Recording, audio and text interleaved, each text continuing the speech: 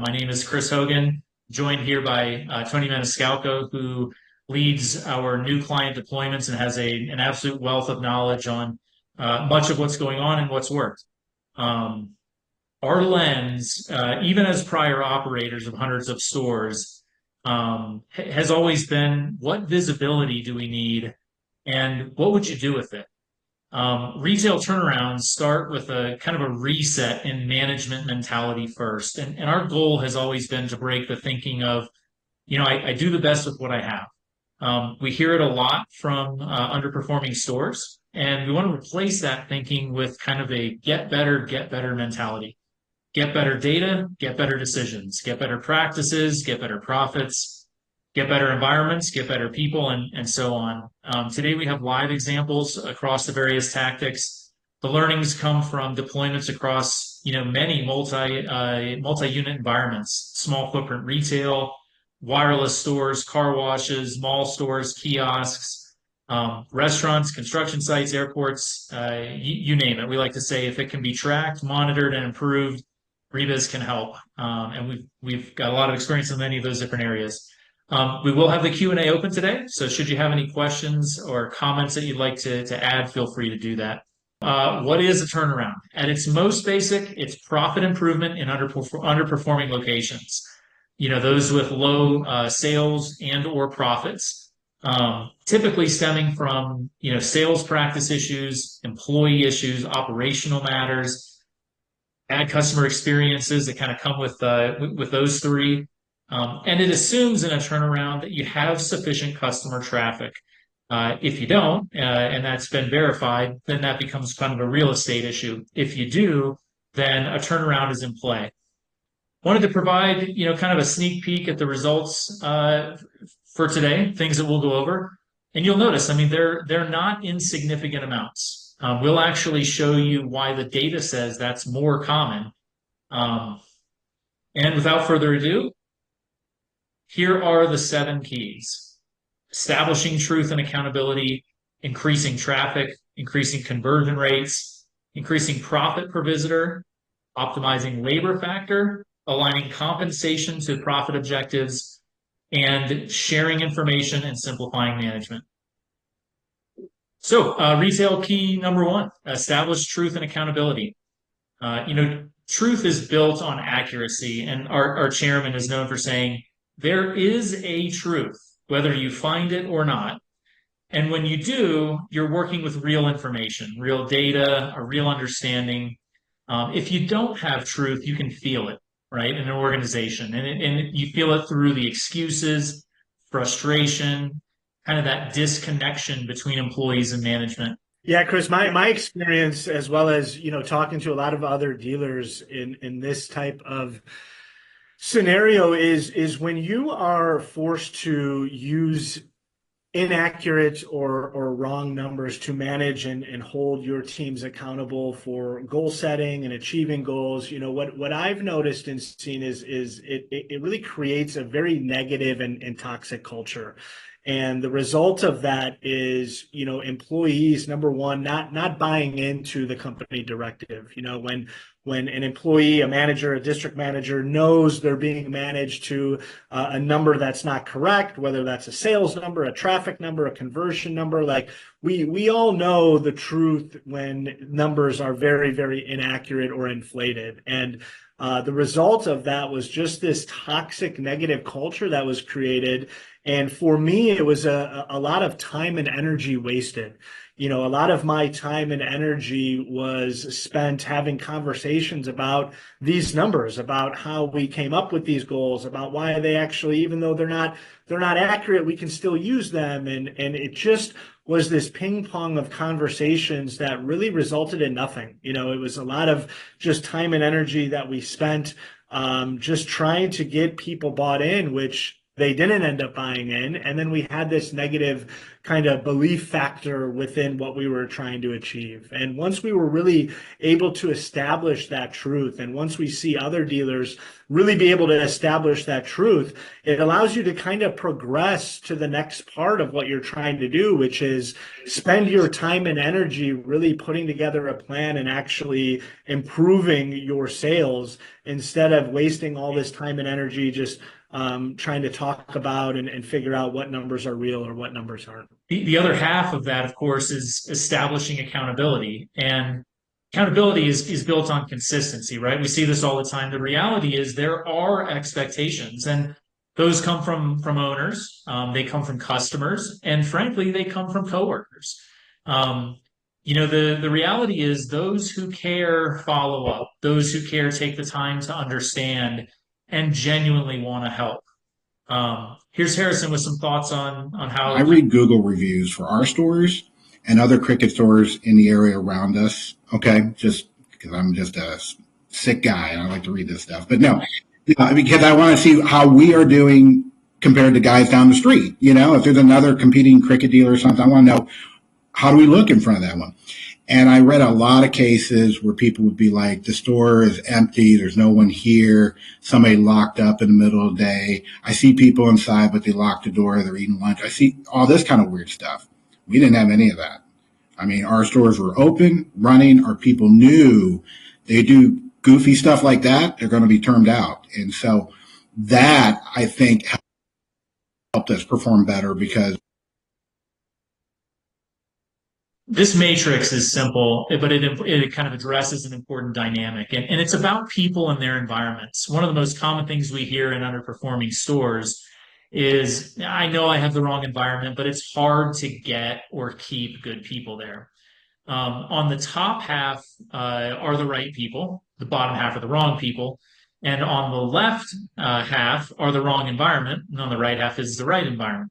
Meaning, those environments with truth and accountability. And what we find is that the right people thrive in the right environment. And conversely, the wrong people actually thrive in the bad environments. And it does make it harder to kind of kick that trend. So simply installing a good environment will naturally start the process of getting better. And then on the left are this kind of specific things with regard to truth and accountability that you can focus on to get that right environment, headed in the right direction. If you're thinking that this stuff is maybe too soft skills to improve things, or does this really matter? The Rebiz data team actually ran correlations between 12 different things and conversion rate. And open and closing time compliance was the second strongest correlation to conversion rate, meaning that if you did nothing other than make sure accountability was established, profits will improve. Retail turnaround key number 2, increase traffic. Ali is a very effective turnaround leader, and here are his comments on increasing traffic. My name is Ali Yahiabi, Chief Sales Officer, Arch Telecom. I've been using Rebiz for about 8 years across 3 different companies. You only have 30 days every single month, right? And every single day counts. When you're retail, every hour counts. So I don't let people fall behind. I don't wait till the next day to performance management. Shopper tracker data we basically, for the most part, ignore. We've seen also traffic increase by, I would say, average 30% on the acquisitions I take. The data is so important to me that I don't allow certain things like no tables allowed outside, right? I don't allow employees to stand outside and greet because I'm worried that that's going to jeopardize the integrity of my Rebiz data. So it's become that important to me that we have a zero tolerance policy. If we catch someone gaming traffic in any way, it's a terminatable offense. There's something unfair, and it creates a bad culture when people are held accountable to a number they know or they feel is not accurate, right? And you see that with Shopper Tracker in every company you go to, particularly here at T-Mobile, where they were ranking you based on Shopper Tracker, right? And so I feel like culturally also it brings so much benefits, getting excuses out of the way, giving your teams confidence that they're being held accountable just like everyone else to a very fair set of data. Traffic counters, such as Shopper Tracker, they don't also give you data at the rep level, right?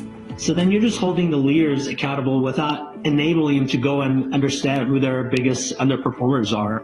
Every single rep has their own set of data, performance levels, how much traffic they saw, how they converted. That's a very powerful tool at my disposal. Yeah, I think those were great words from Ali, you know, and to add on to that a little bit, I think anyone who is listening and joining our call that's been in wireless retail for years now, you kind of know that whether you have traffic data or not, you kind of can feel traffic is not what it once was, right? You know, if you've been in it for a number of years, whether you know we have more competition because of retail or online competition or COVID kind of threw things out, you know, of what they normally were for traffic patterns. The bottom line is if you are not doing anything to take this into your own hands, chances are this is a problem that's just going to continue to happen, which is year over year, traffic is going to be down and you're going to be left with this problem, you know, for forever, unless you kind of take things into your own hands, which we have some kind of best practices listed here, but I want to elaborate on one in particular that I see a lot of success with in increasing traffic, and that is leveraging something we call idle hours. And what idle hours are is a insight that we provide that lets you know how much downtime your stores have. So how much time are you opened where there are no customers present? And what we typically see as an industry average is anywhere from 40 to 45% of the time a wireless store is open, regardless of carrier, there are no customers in the store. So that means almost half the time any wireless store that you walk into, you know, or that you see is open, there are no customers present, which leads me to ask the question of how can we really maximize this downtime to help increase our traffic? And we have some different platforms here at Rebiz where we allow our customers to utilize this idle hours time to reach out to customers, to try to drive them back in the store for new promotions and new sales via text messaging and all sorts of different things. But what we have learned from both our idle hours reporting and our platform where people can use that downtime to try to drive traffic back into our stores is that stores that effectively utilize their downtime to stay engaged with their current customer base and try to drive them back into the store, on average, convert anywhere from 3 to 5% of the customers they talk to come back into their store to make a purchase that same month. So what that kind of equates to in terms of sales is the average store will sell an extra 10 to 15 boxes per month by properly utilizing downtime to try to stay engaged with their customers and drive them back into the stores. And the coolest part about that to me is it's not only increasing your traffic, but it's good traffic, right? These are customers that have bought from you, that know who you are, that are coming back into your store to make another purchase. So kind of killing two birds with one stone is not only, you know, leveraging downtime to increase traffic, but also obviously increasing sales and conversions because those are buying customers coming right back into your stores. So retail turnaround key number 3, as we've kind of started alluding to, is increasing conversions in whichever most valuable way you convert. This graph is what the actual data says about turnarounds. This one relates to wireless retail, but it follows the turnaround curve generally. It shows the conversion rates of the y-axis and how many stores are in those bands along the x-axis. And regarding performance, you know, we would typically expect a bell curve, right? With kind of more average performers, those in yellow, and less over and underperformers. But it's not the case. This curve kind of dips in the middle, and what it suggests is that stores actually tend to either perform well or not perform well. And jumping that gap is what we consider a turnaround. The good news is underperforming stores end up being less likely to improve a little bit and much more likely to improve by, 25 to 50%. Yeah, what we see with that too, Chris, is just to kind of look at that turnaround in a different different manner, is how really attainable and easy that type of turnaround is. When we look at that as far as how many more sales we need to make to have those turnarounds, typically that's anywhere from an additional 5 to 10 boxes sold per 100 customers that walk into your store. So when we kind of think of what that plan actually looks like, it's very attainable, right? We don't need to reinvent the wheel here. We don't need to come up with crazy new ideas, to take a store that's underperforming to above performance level expectations.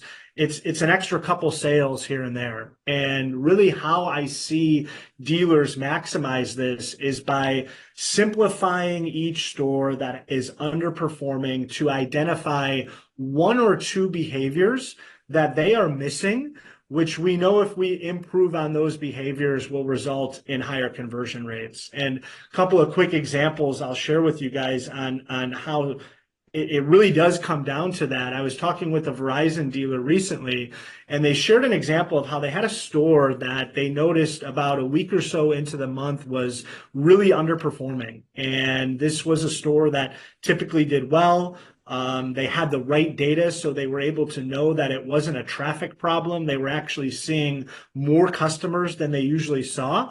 The problem was, for some reason, they just weren't converting like they usually converted. And through some basic conversations, they were able to find out that they had one particular rep who was seeing the most customers in the store, that for some reason they were sending customers away.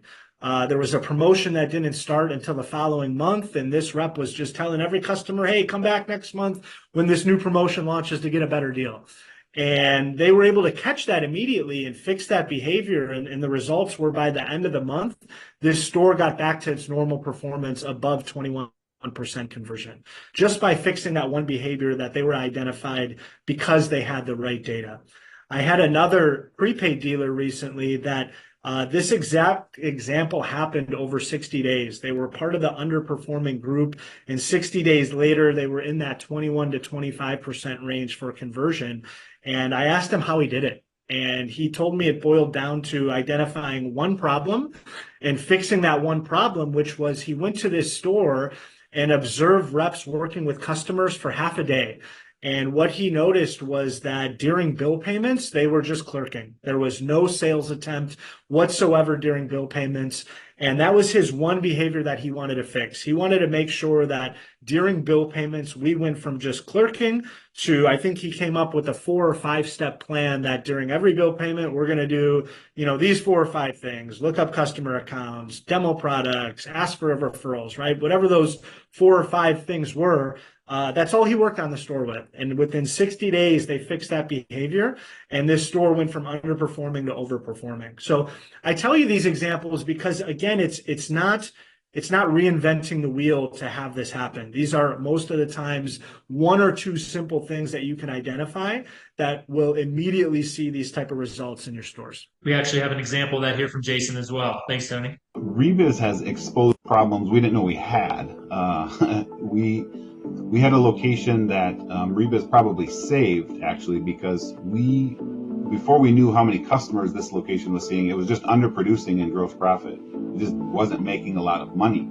So if we didn't know that, in fact, that location was seeing just as many customers as some of its neighboring successful locations, we probably would have closed it just based on gross profit. Been able to measure marked improvement in each location year over year, period over period.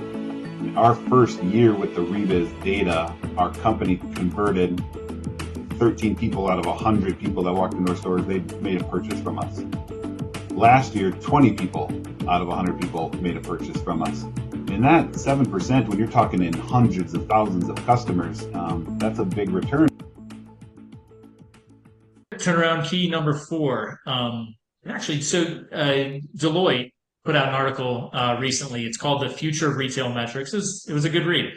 And a couple of the highlights, it noted that 88% of retail CFOs are rethinking the metrics to align with cross-channel operations, and only 8% feel that their metrics are right for addressing changes in the retail environment. So don't feel alone if you don't currently, track what you need or feel like you've got it dialed. Deloitte's suggested metrics were profit per transaction and sales per unique customer, and that aligns with what we see as well. You can measure as profit per unit, right? Could be ticket, box, activation, mattress, whatever line of business you're in. But this doesn't capture your conversion effectiveness either.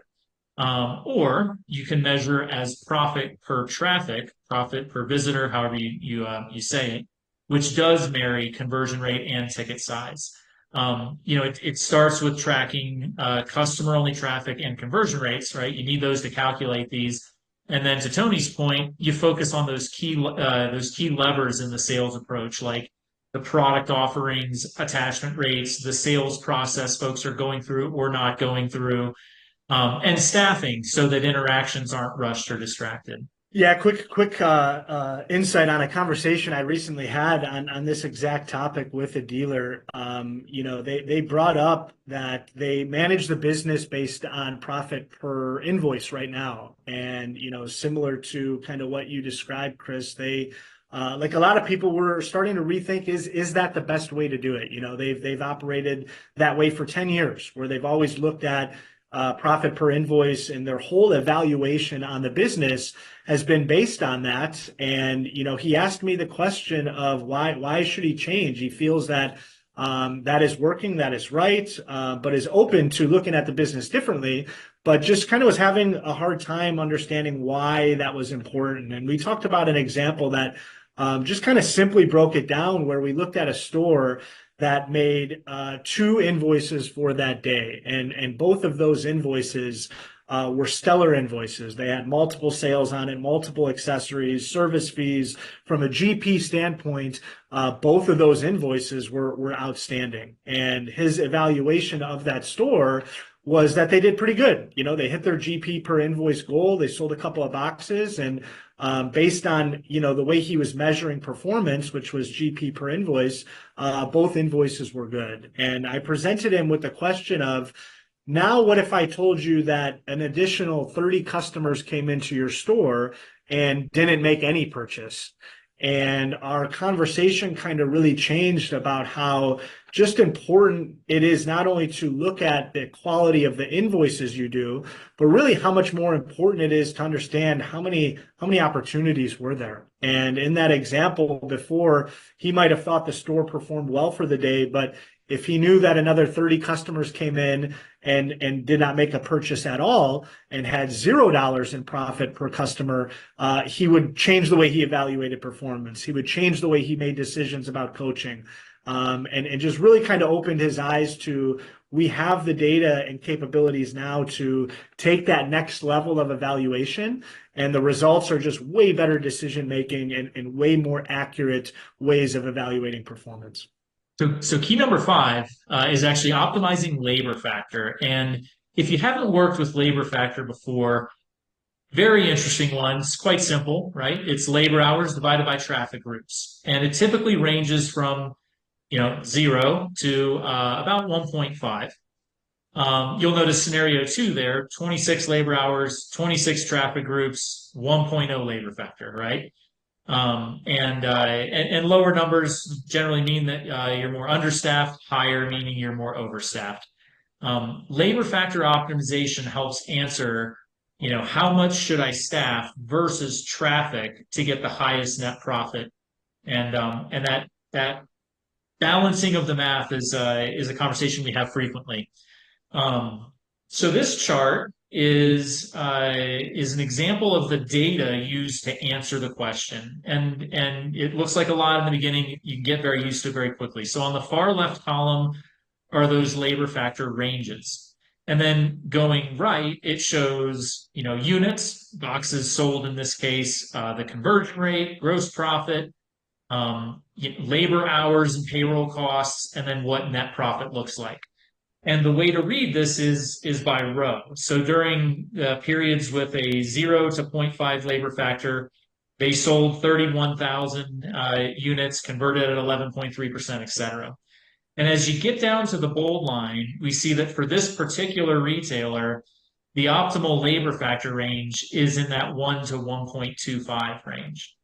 Yeah, it's where they have the highest unit sales, the highest net profits, and among their better conversion rates.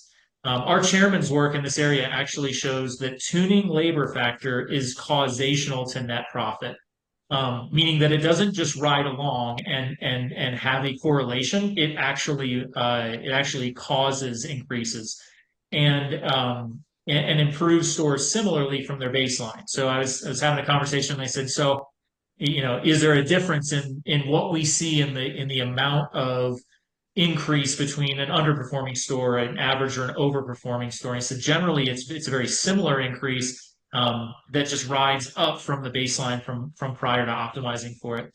And until you've got your own optimal labor factor, right? It's sort of a data sheet like this. The data team's research shows that for the highest percentage of stores, the optimal labor factor is in that 0.8 to 1.0 range. Chris is a very talented at optimizing staffing and labor factor, and so we wanted to share his comments.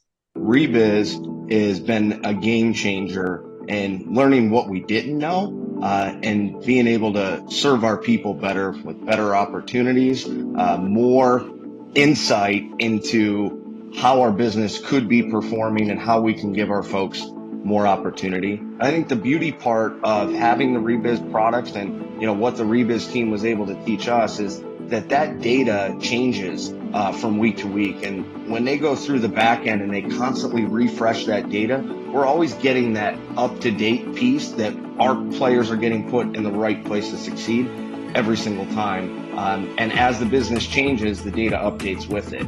Your results may vary, but I think the ROI for us is somewhere between $300,000 and $375,000. And I have a region of 15 locations, and that's what the bottom line result was for an entire year. By the way, the chart that we just reviewed, that's step number one, kind of in his list. Step number two is the chart that we're looking at here, which is projecting weekly traffic. By day, by shift, by hour, the light green is less busy, and as the green gets darker, those indicate busier times. With the traffic projections in one hand and your sort of target labor factor in the other, now you know how many people to schedule, and you know when you'll be busy. And if you're tracking individual conversion rates, then you also know who to schedule to get your best conversions from the most customers, which is how Chris approaches it. Yeah, I think, Chris, this really takes, what I love most about it is it takes the guesswork out of staffing and scheduling. So often we see people schedule based on just assumptions. We assume certain days are busy, certain days are slow, or worse, we just let our employees make the schedule. When can you work? When can you work? And now in this day and age, we have the data to really help us make the best decisions about staffing and scheduling. And I don't know if there's a bigger way to get an ROI and an increase in sales on top of staffing and scheduling appropriately. Two quick real life examples of recent people that have had this success. I was working with a dealer that came on board, and they particularly had one store that they were going to close on Sundays. This store just typically did not perform on Sundays, either no sales or maybe one box. A great day was 2 boxes, and just wasn't performing, and they were thinking about closing that store. And after having our data for 30 to 60 days, what they were able to evaluate was on a per hour basis, Sunday was actually the busiest day of the week for them. The problem was they single staffed that store, and usually it was the worst or newest rep working on that Sunday. So they made some different decisions about staffing that Sunday, with 2 reps that were more seasoned and polished reps. And the result after a couple weeks of implementation was on Sundays, that store went from typically doing 0 to 1 box, all the way up to 6 to 8 boxes on a Sunday, just by properly having the right accurate data to make better decisions. I had another prepaid customer recently that was part of the category Chris mentioned earlier of underperforming converting stores to within 60 days went to overperforming. And talking with them how they did this, he focused on one area, which was staffing and scheduling. 2 things in particular he did was he switched around staffing levels on 4 days of the week. So there were a couple days that were busier than he thought, a couple days that were slower than he thought. And he just properly aligned having additional staff on the days that were actually busier and less staff on the days that were actually slower. So he didn't increase his payroll at all. He just properly aligned to make sure his payroll was in line with his traffic. The other thing he did that Chris mentioned, which you can have the ability to do now, is make sure your strongest converting reps are also working the busiest days. And those were the 2 changes he made with staffing and scheduling. He did nothing else besides those 2 things. And within 60 days, his store went from being one of those underperforming stores to an overperforming store. Key number 6, align comp and profit objectives. So this is what gets compensation in line with how you make money. And we see operators with different combinations of both level and metric. Level being either team level or individual level comp structures. And then metrics being, any best lever that can be tracked and improved.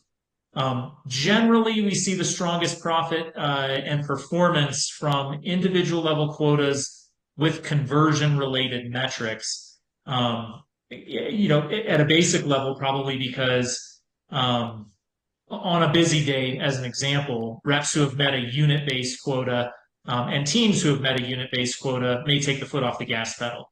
And then on the slow days, they claim that they didn't have enough traffic to be able to hit it, and you sort of get caught in that cycle.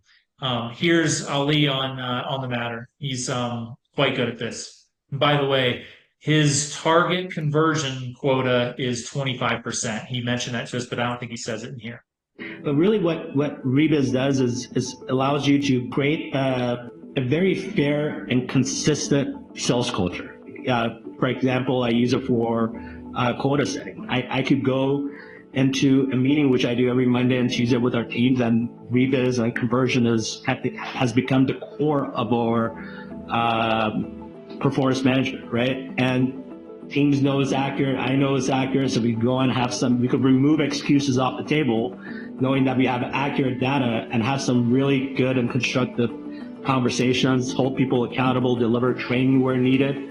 And so it builds a lot of confidence in your team. It takes away excuses and allows you to really performance manage your business to the level that it needs to.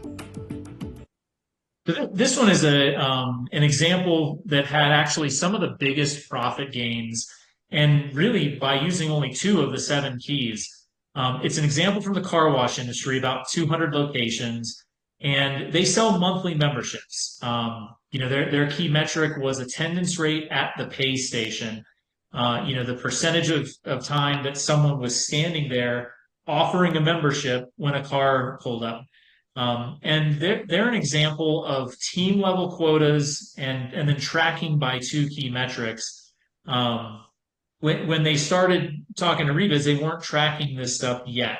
We worked together, got in place to start tracking attendance rate. And initially their attendance was around 45%, and the conversion as a result of that was right around 6%. That was what they had gotten to after focusing on it, but prior to tracking it. They made an adjustment on the compensation side and aligned commissions to attendance rate. And the way that they did this was, if you didn't hit a base standard of attendance rate, then there were no commissions. Then they had the range in which you got, commissions, and the range above which you overperformed and got more. And then over the course of time, they slid that scale up. And by a couple of years in, they achieved consistently attendance rates over 80% and the conversion rates over 13%. And because they had already invested in and paid for locations and staff and all the other sunk costs, that actually equated to a 10x plus EBITDA increase, which was really strong for them. Great. And finally, number 7, simplifying management and sharing information. Sometimes people look at more data, they say, it looks like more stuff to do. It looks like more things to put in our people's heads. And in our experience, both as operators and just as a partner to many, many retailers, it's actually the opposite. The data and the insights cut management time, and simply sharing the information with people on how they're doing. It's a starting point for improvement. I would tell anybody who I was recommending Rebiz to that the tools and resources are there, the data is there, the support is there. Learn how to utilize the data. It will impact your business. It can engage employee morale, customer experience, and your overall bottom line number will go up if you use the tools and resources that are provided for you. Yeah, I think this is one of my favorite things that is a result of using the Rebiz platform. When we look at management in wireless retail, we're kind of all tasked with the same objective on a day-to-day, month-to-month basis, which is how do we improve the business? How do we improve our stores? How do we improve our district, our company? And what we do is really simplify the management process by saving time in the discovery process of where your biggest problems and biggest opportunities are. So if you're trying to improve your store or your district or your company, the first thing you're going to have to do is figure out what areas do we improve? Where are the biggest opportunities? Where are our problems at? And I think what you see with our data is we kind of do that for you. So that way you can spend more of your time actually fixing and improving those opportunities and spend all this time trying to figure out where those opportunities are. Absolutely. From personal experience, man, the amount of time that you need to spend sensing issues, probing to find them, trying to understand them, comparing stories, figuring out if you can address it, and then essentially, talking people into performing better. It doesn't often work. If you can show up with the information in your hand, you know exactly what to address. It's so much more efficient. So those are the 7 keys to executing a turnaround in retail. Our question would be, of those, which 2 are first for you? We hope you enjoyed the webinar, and feel free to drop into the Q&A which 2 you think you might focus on next. As always, feel free to reach out to the Rebiz team if there's any way that we can help or any discussions that would help you advance in your business. That's what we're here for, and that's what we do for a living. If you know anybody that would benefit from the types of things we've been talking about today, feel free to introduce us. We would love to speak with them as well. Again, my name is Chris Hogan, joined with Tony Maniscalco, and you can always reach us at demo@rebiz.com. Thanks, everyone.